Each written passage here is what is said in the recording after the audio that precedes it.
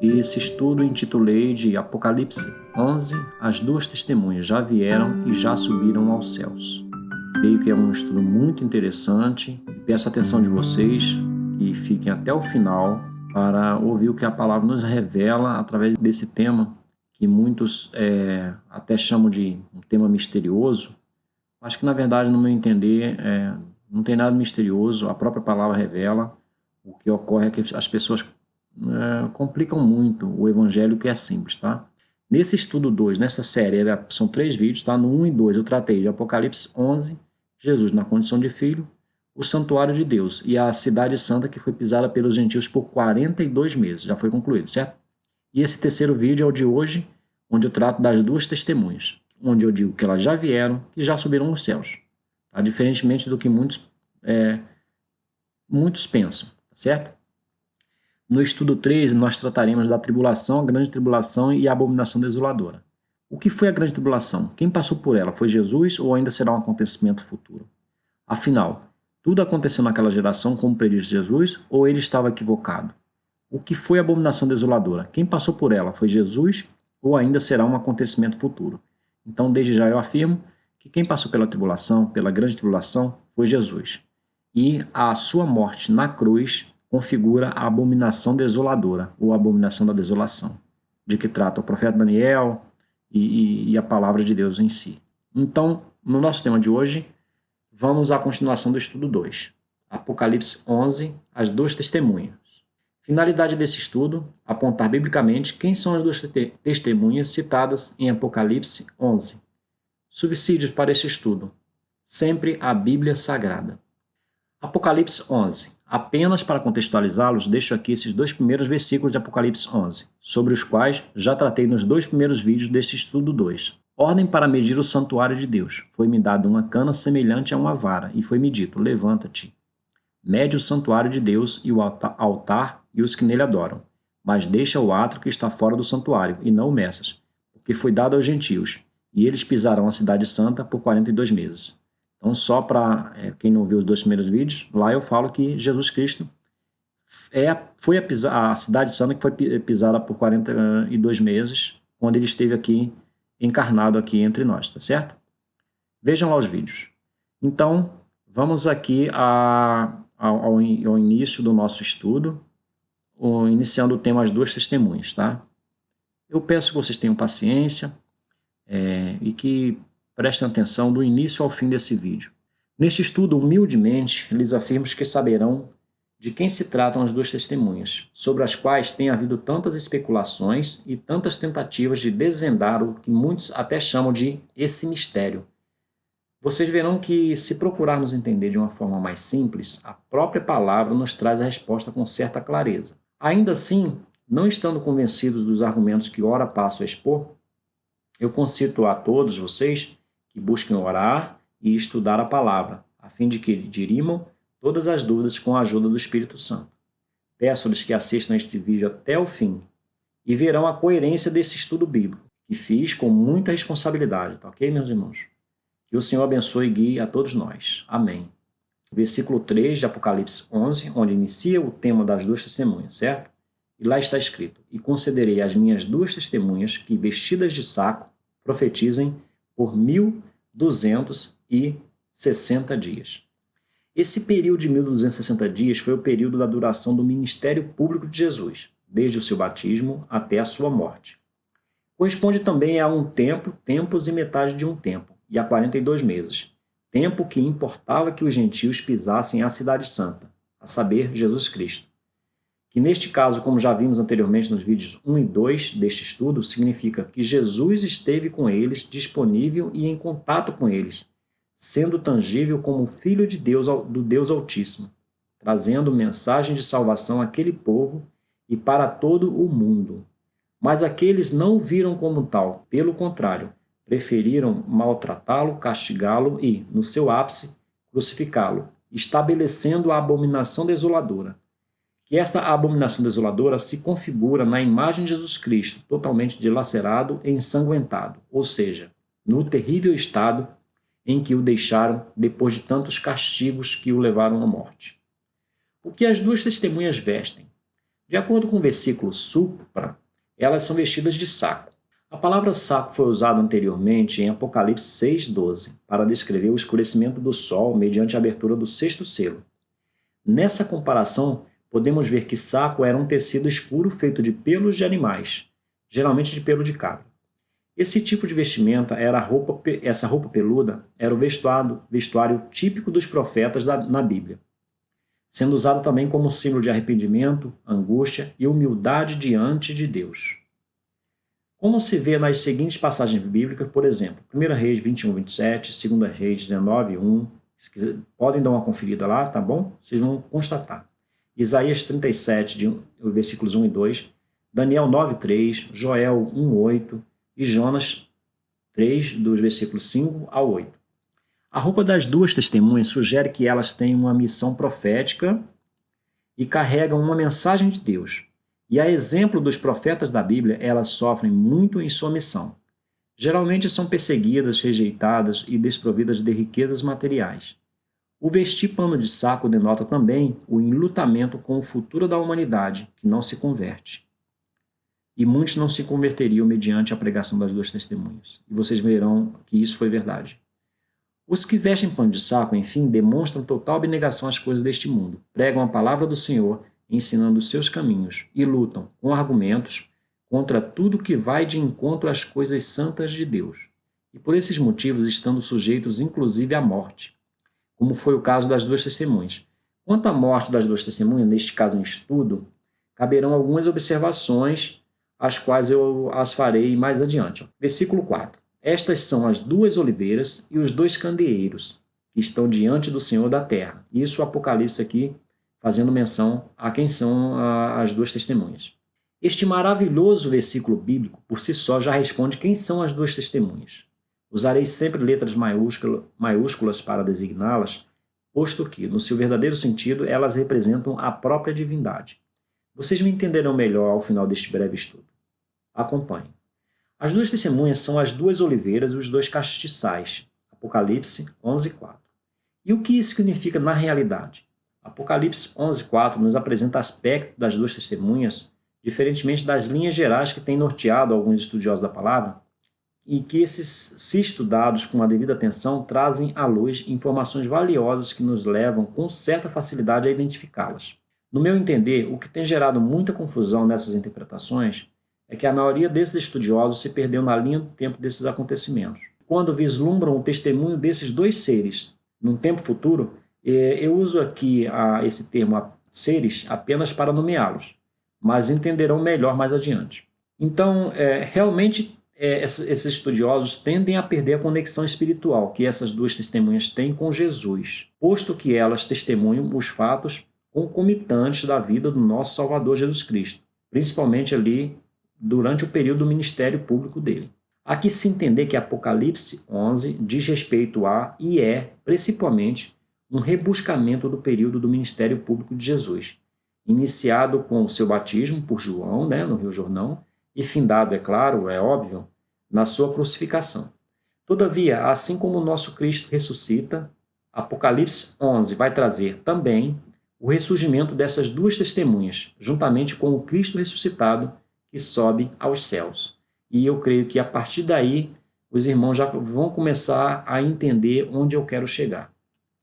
Para nos ajudar no entendimento de algumas informações que estão contidas em Apocalipse 11, podemos recorrer ao que já foi referenciado na visão descrita em Zacarias 4.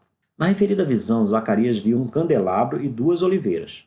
As oliveiras eram os dois ungidos, que assistem junto ao Senhor de toda a terra. Zacarias 4:14. Importante ressaltar também que, como tipos, o sumo sacerdote Josué, lá em Zacarias 3:1, e Zorobabel, o governador de Judá, que está em Zacarias 4, versículo 6, representavam os dois ungidos. Esses dois homens estavam envolvidos na restauração do templo em Israel, conforme se constata nas seguintes passagens bíblicas: Esdras 5:2, Zacarias 4:9, Ageu 2:2, Zacarias 4, versículos de 9 a 10. Aqui está se tratando da glória do segundo templo, e o versículo 10 de Zacarias 4 nos traz uma informação importante. Então vamos à visão de Zacarias. Bom, aqui Zacarias 4, versículo 1. Ora, o anjo que falava comigo voltou e me despertou como a um homem que é despertado do seu sono. E me perguntou, que vês? Respondi, olho, e eis um castiçal todo de ouro e um vaso de azeite em cima, com 7 lâmpadas, e há 7 canudos que se unem às lâmpadas, que estão em cima dele. E junto a ele há 2 oliveiras, uma à direita do vaso de azeite e outra à sua esquerda. Ora, quem despreza os dias das coisas pequenas? Pois estes 7 se alegrarão, vendo o prumo na mão de Zorobabel. São estes os 7 olhos do Senhor que discorrem por toda a terra. Faz-se constar lá em Zacarias. Importante lembrar, neste momento, que 7 é o número que representa a perfeição de Deus, a completude de tudo aquilo a que se refere às suas coisas, as coisas que a ele pertencem, aos seus atos perfeitos e precisos, enfim, a tudo o que dele provém. Os olhos que percorrem por toda a terra ali mencionados são os olhos do Senhor. A Zacarias é mostrado que há um castiçal todo de ouro, certo? E um vaso de azeite em cima, com 7 lâmpadas. 7 canudos que se unem às lâmpadas que estão em cima dele. Verso 2. E as 2 oliveiras, uma de cada lado, do vaso de azeite. Isso está referenciado no versículo 3.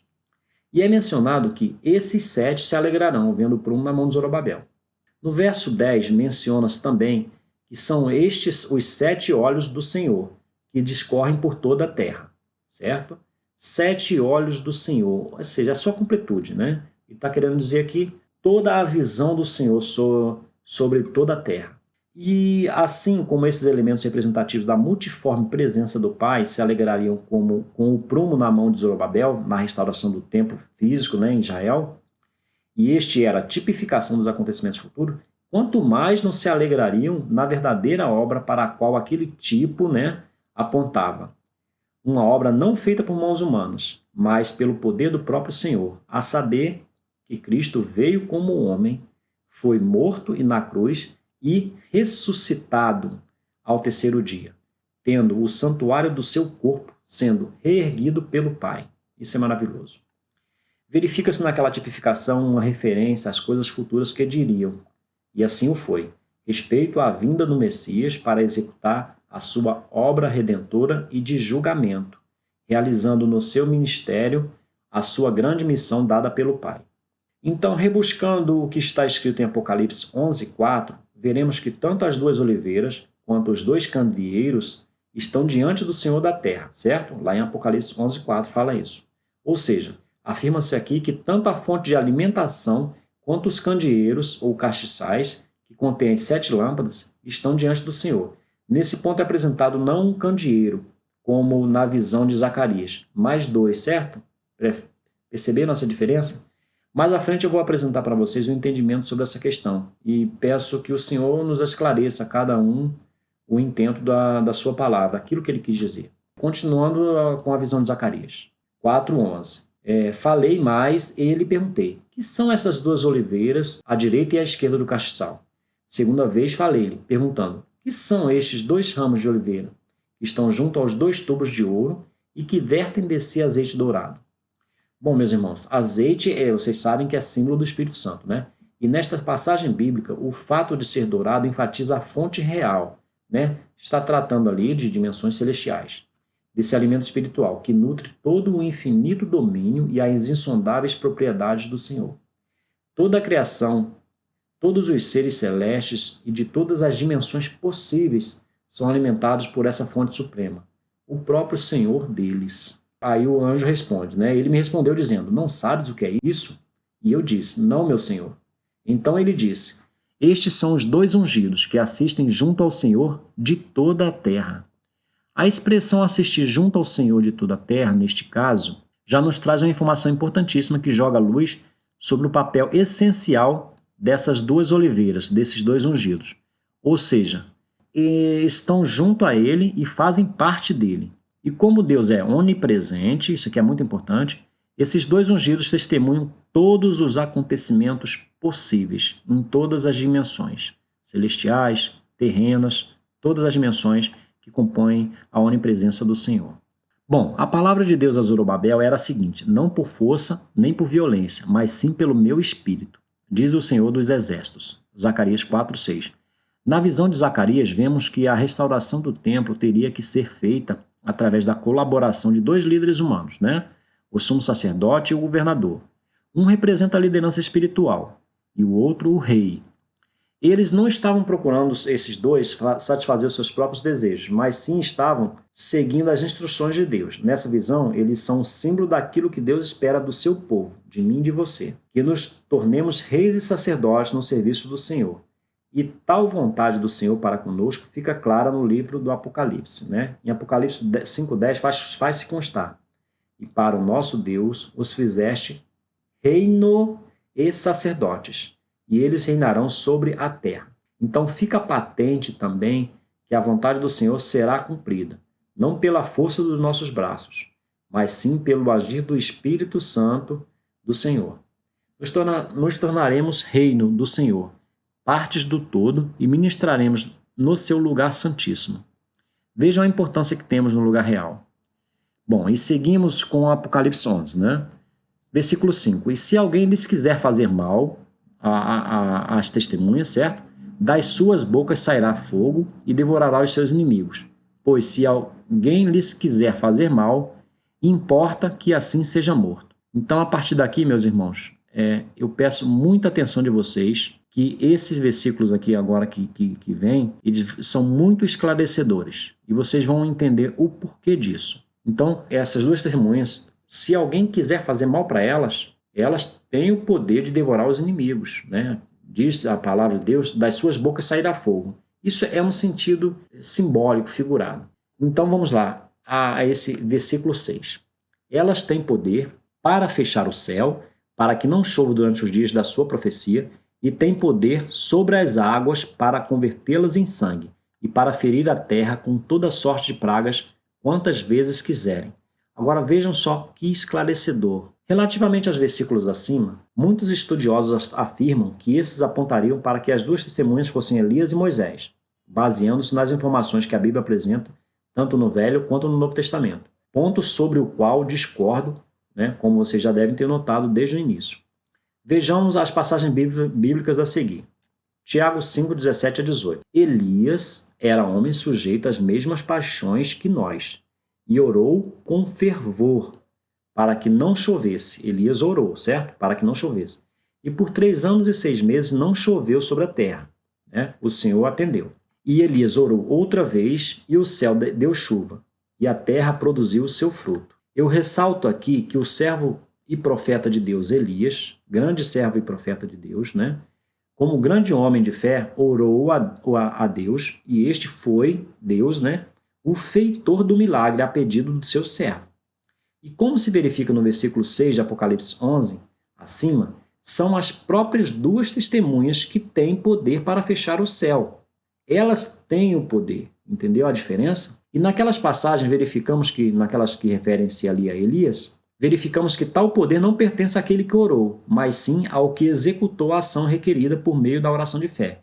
Diferentemente aqui, quando o Apocalipse está fazendo menção às duas testemunhas. E a Apocalipse vai afirmar que elas mesmas têm poder para fechar o céu. Não orando a alguém, elas têm o poder.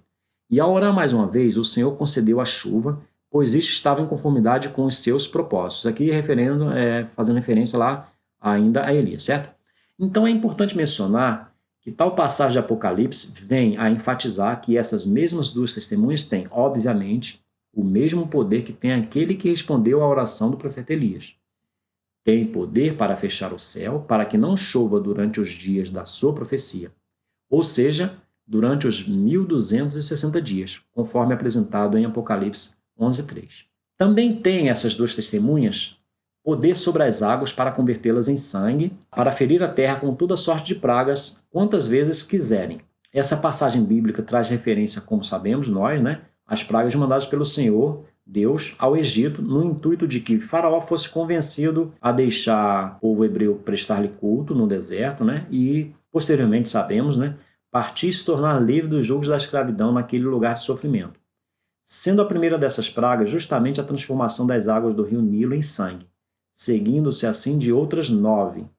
E o Senhor, nós sabemos, teria todo o poder para mandar quantas mais pragas fossem necessárias. É importante ressaltar nesse contexto que, a despeito de Moisés ter sido o instrumento usado por Deus para conduzir o seu povo para fora do Egito, o executor dos fenômenos denominados pragas, na verdade, foi o próprio Deus Altíssimo, e não Moisés. Deus foi o executor dessa praga, e não Moisés, pois a Deus pertence todo o poder. Que isso, então, fique bem claro para nós. Certo, meus irmãos? Deixando claro, então, quem são as duas testemunhas. Pelo exposto, acompanhando o raciocínio com base nas referências bíblicas já apresentadas, creio que já tenhamos percebido que as duas testemunhas apresentadas em Apocalipse 11 não se tratam de nenhuma figura humana que já tenha vivido na terra. Não se trata de profetas do Senhor, sacerdotes ou qualquer um que já tenha sido evocado por alguns estudiosos da Bíblia. Pelo menos na minha humilde opinião, isso. Fica claro que essas duas testemunhas têm um poder que só poderia pertencer ao próprio Deus Altíssimo, ou, no sentido mais amplo, aos entes da divindade, a saber, ao Pai, a palavra, que é o Filho, a palavra, o Verbo de Deus, e ao Espírito Santo. E esses três nós sabemos que são um só Deus. Por que duas testemunhas e não uma testemunha só? Bom, a tradição judaica exigia que no mínimo 2 a 3 testemunhas confirmassem uma ocorrência para que o testemunho pudesse ser considerado verdadeiro. Isso nós podemos constatar nas seguintes passagens bíblicas: Deuteronômio 17:6, 19:15, Números 35:30, Mateus 18:16, João 8:17, 2 Coríntios 13:1, 1 Timóteo 5:19, Hebreus 10:28. Por esse motivo, Jesus enviou os discípulos a pregar o evangelho sempre em grupos de no mínimo 2. Isso consta lá em Marcos 6, versículo 7, Lucas 10, versículo 1. Esta prática continuou também durante a igreja primitiva, sempre mantendo o número mínimo de 2 para os seus trabalhos evangelísticos. Nós podemos constatar isso lá em Atos 13:2, Atos 15, do versículo 39 ao 41. E nós temos aqui um Deus preocupado sempre em fazer as coisas de uma forma correta e justa, Afinal de contas, Ele é a perfeição. E como ocorre relativamente aos testemunhos no campo espiritual? Quanto a esse testemunho no campo espiritual, da parte de Deus, 1 João 5 diz o seguinte: porque 3 são os que testificam no céu: o Pai, a palavra, que é o Verbo, e o Espírito Santo. E estes 3 são um. Muita atenção nesse versículo. Se recebemos o testemunho dos homens, o testemunho de Deus é maior, porque o testemunho de Deus é este, que de seu Filho testificou. Quem crê no Filho de Deus, em si mesmo tem o testemunho. Quem a Deus não crê, mentiroso o fez, porquanto não creu no testemunho que Deus de seu Filho deu. Ou seja, nós temos que crer no Filho para crer no Pai. Se nós dissemos que cremos em Deus, mas não cremos no Filho, na verdade, nossa verdade não está de acordo com aquilo que Deus quer e espera de nós. E o testemunho é esse, que Deus nos deu a vida eterna, e esta vida está em seu Filho. Bom, no testemunho da parte do Filho, Jesus Cristo, o Verbo, a palavra. Apocalipse 1:5. E da parte de Jesus Cristo, que é a fiel testemunha, isso aqui é muito importante também, tá? Jesus Cristo é a fiel testemunha, o primogênito dos mortos e o príncipe dos reis da terra, aquele que nos ama e pelo seu sangue nos libertou dos nossos pecados. Aleluias e glórias a Deus. Da parte do Espírito Santo, o mesmo Espírito que inspirou os profetas e demais escritores da palavra sagrada, que foi escrito para o testemunho das coisas do reino do Pai, e no contexto da história da redenção da humanidade, todo o testemunho apontava para o seu Filho. João 5,39. Examinai as Escrituras, porque julgais ter nelas a vida eterna, e são elas que dão testemunho de mim.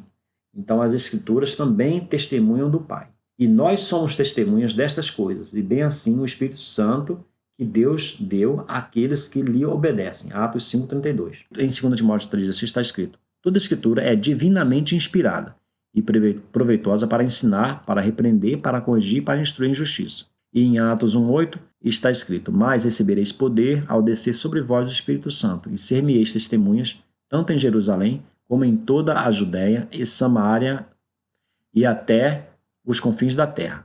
Então, meus irmãos, vamos deixar ainda mais claro sobre quem são essas duas testemunhas. As passagens bíblicas acima deixam claro que o Senhor, que é onisciente, onipotente e onipresente, notadamente, através dos seus olhos, que estão em todo lugar, testemunhou e sempre testemunhará toda a história.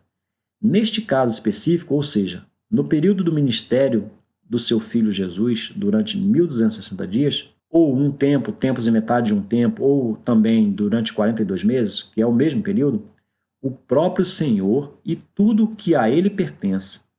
Foi a fiel testemunha dos fatos, o Senhor Deus.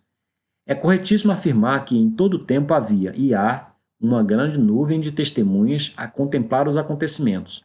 E essas testemunhas eram e são os próprios olhos do Senhor, de tudo que compreende os seus atributos da onipresença, onisciência e onipotência. Estão me entendendo? Então, havia ali uma grande nuvem de testemunha. Até o apóstolo Paulo faz menção a isso, que o Senhor ele é onipresente. Então, o próprio Senhor estava contemplando todos os atos do seu Filho.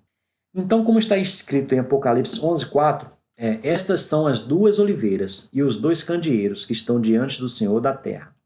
Entendam assim que, acompanhando espiritualmente a pessoa do Filho Jesus Cristo, essas duas testemunhas serviram para validar os atos do Messias aqui na terra, tanto para a misericórdia, certo? Quanto para a aplicação da justiça de Deus, no julgamento do justo juiz. Pois a morte de Jesus, vocês sabem, serviu tanto para a salvação quanto para a perdição daqueles que estavam designados para isso. Apocalipse 11 deixa claro que o Senhor esteve e sempre estará em todo lugar, através dos seus atributos supracitados.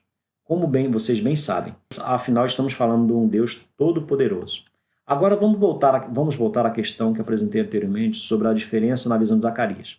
Lá havia duas oliveiras e um candelabro. E na informação trazida em Apocalipse 11, quando se trata das duas testemunhas, diz: estas são as duas oliveiras e os dois candeeiros que estão diante do Senhor da terra. Analisamos as informações a seguir que nos traz a palavra sagrada. Colossenses 2:9. O que está escrito lá em Colossenses 2:9? Porque nele, aqui está se tratando de Jesus, nós sabemos, né? Porque nele habita corporalmente toda a plenitude da divindade. Isso em Cristo, né? É muito importante esse versículo. Colossenses 2:9. Porque nele habita corporalmente toda a plenitude da divindade. O Espírito Santo instruiu o escritor bíblico a nos repassar esta preciosa informação. Assim está afirmado que em Jesus habita corporalmente toda a plenitude da divindade. E creio que isso seja o suficiente para entendermos que, para que o testemunho fosse válido, pois Deus é soberano e justo, lhe aprove fazerem-se presentes testemunhas para a contemplação dos fatos nos períodos da grande obra redentora de Jesus, certo? Com base nas informações acima, analisemos então com mais atenção o versículo a seguir, Apocalipse 11:4. Estas são as duas oliveiras e os dois candeeiros que estão diante do Senhor da terra. Creio que não seja difícil compreender, com base nesta passagem bíblica, que as duas testemunhas se apresentam de duas formas a testemunhar os fatos.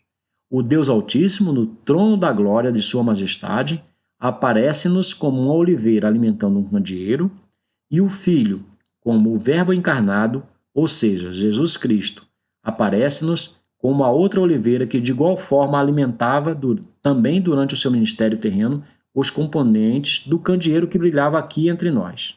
Afinal de contas, lembrando do versículo, em Cristo habita corporalmente toda a plenitude da divindade. Resumindo, Deus nos céus, uma oliveira com seu candeeiro, e Jesus na terra, outra oliveira com seu candeeiro a testemunhar os magníficos acontecimentos daquele período de 1260 dias. Estão me entendendo?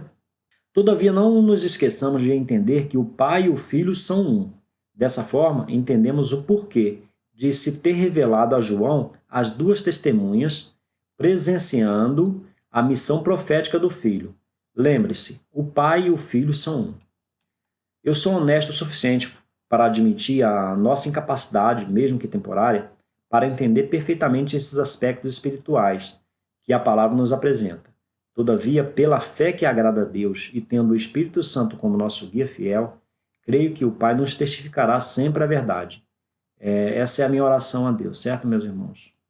Tenho certeza que se cada um de nós buscarmos verdadeiramente, o Pai se nos revelará. As duas testemunhas estavam e eram a pessoa de Jesus Cristo. Tenho certeza que, com o auxílio do Espírito Santo, o Senhor nos fará compreender as nuances da sua palavra fiel. Entendamos então os versículos a seguir. Apocalipse 11, versículo 7. E quando acabarem o seu testemunho, quando elas acabarem o seu trabalho, o seu testemunho, a besta que sobe do abismo lhes fará guerra e as vencerá e matará. Então eu peço aos amados irmãos que vejam os vídeos anteriores deste mesmo estudo 2, né, os vídeos 1 e 2 de 3, onde eu apresento argumentos referentes ao estudo dos versículos 1 e 2 de Apocalipse 11, aqueles versículos iniciais, né, comprovando que Jesus, o seu corpo físico, foi a cidade santa que foi pisada, calcada aos pés pelos gentios por um período de 42 meses, ou seja, 1.260 dias, ou um período, ou um tempo, tempos e metade de um tempo. Pois tudo esses períodos aqui, eles se referem ao mesmo lapso temporal, né, sobre o ministério de Jesus. Então, só o que vai variar são os aspectos físico, terreno, certo? Nesse mesmo estudo anteriormente citado, também afirmo que, ao fim do seu testemunho, ou seja, do seu ministério público, né, a verdade foi lançada por terra. E quem era essa verdade que foi lançada por terra? Jesus Cristo. Ele era a verdade.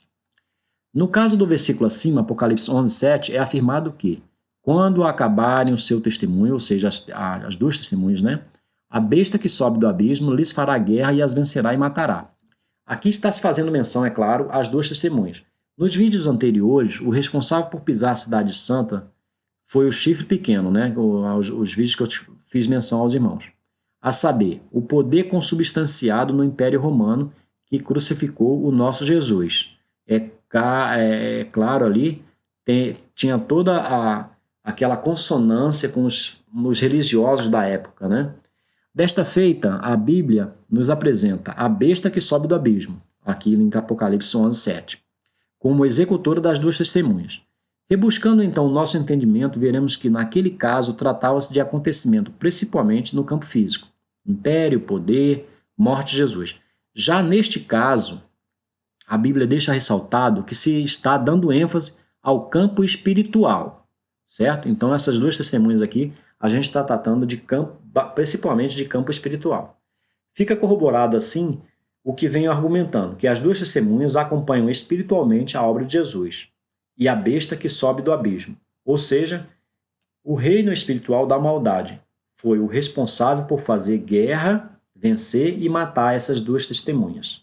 E fisicamente esse reino, né, usou ali, no caso, o Império Romano e os falsos religiosos daquela época. Mais uma vez enfatizo aqui que essas testemunhas estão inseridas e apresentadas no campo espiritual, não devendo ser confundidas assim com pessoas da esfera humana. Por esse motivo, não cabe dizer que foi Elias, Moisés, Enoque ou qualquer outra pessoa. Essas duas testemunhas testemunharão por um período de 1.260 dias, certo?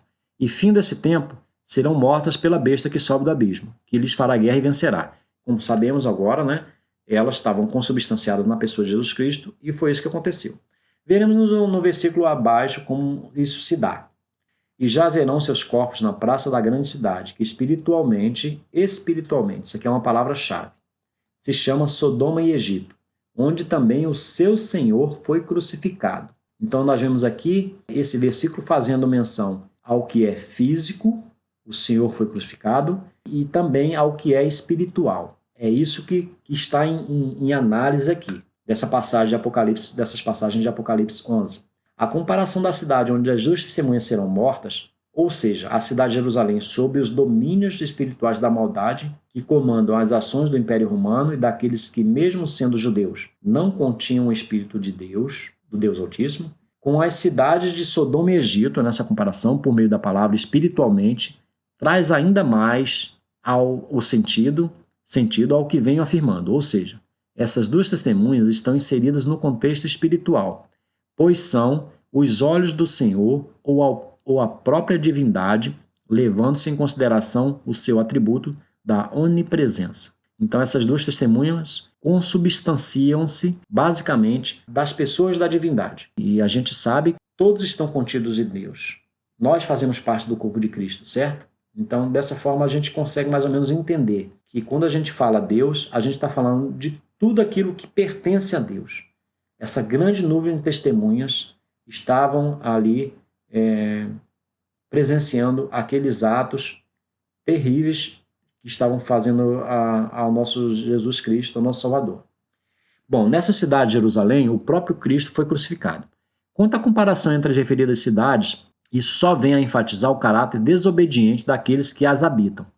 Habitantes esses capazes de cometer e praticar obras terríveis que estão em total desacordo com o caráter amoroso do Deus Altíssimo. tendo como seu ápice pecaminoso e abominável a terrível morte causada ao nosso Senhor e Salvador Jesus Cristo. Ação esta que entendo ser a verdadeira abominação desoladora, né? Ou abominável da desolação, ou outro termo condizente encontrado na Bíblia. Então eu peço que os irmãos vejam o estudo 1 e os outros vídeos desse estudo 2. A abominação desoladora será fruto de estudo específico neste canal. Homens de vários povos e tribos e línguas e nações verão os seus corpos por 3 dias e meio e não permitirão que sejam sepultados. Vamos analisar esse versículo. Sabendo que as duas testemunhas são, na verdade, partes espirituais do mesmo Deus, neste caso ligadas concomitantemente aos acontecimentos relativos à pessoa de Jesus, este que começou bem cedo do dia a sofrer as agruras que o levariam à morte e que, de fato, inspirou e entregou o seu espírito ao Pai desde a hora 9ª daquele dia terrível, ou seja, às 15 horas, podemos entender que a partir daí, né, até a sua ressurreição no 3º dia, haveria transcorrido 3 dias e meio. E o não permitir que seja sepultado remete o quê? À manutenção da fé por parte dos seus servos naquele cujo corpo físico jazia, ou seja, Jesus, mas não o seu corpo espiritual, o seu testemunho dado, ou também espiritualmente a presença da divindade que nunca se aparta dele. Pode parecer uma afirmação óbvia, mas importa reiterar que Deus não morre, certo? Então essas duas testemunhas, tendo a representatividade aqui em Jesus, mas que na verdade era a onipresença de Deus, aqui o Apocalipse simbolicamente está dizendo que essas testemunhas não seriam sepultadas. Então é nesse sentido que está querendo dizer. Sendo assim, as duas testemunhas nunca morreriam espiritualmente, mas simbolicamente, atreladas ao corpo de Cristo, são apresentadas assim pela profecia para a compreensão das coisas no campo espiritual, naquele momento que jamais haverá igual na história da humanidade. Jesus venceu a morte, glorificado seja para sempre. Amém. O versículo 10 vai dizer: e os que habitam sobre a terra se regozijarão sobre eles, e se alegrarão, e mandarão presentes uns aos outros, porquanto esses 2 profetas atormentaram os que habitam sobre a terra. Então, o que é que está afirmando esse versículo aqui? Que os que habitam sobre a terra, tá? Tanto é que está sublinhado aqui, vão se regozijar sobre esses 2 profetas e se alegrando, vão presentear uns aos outros.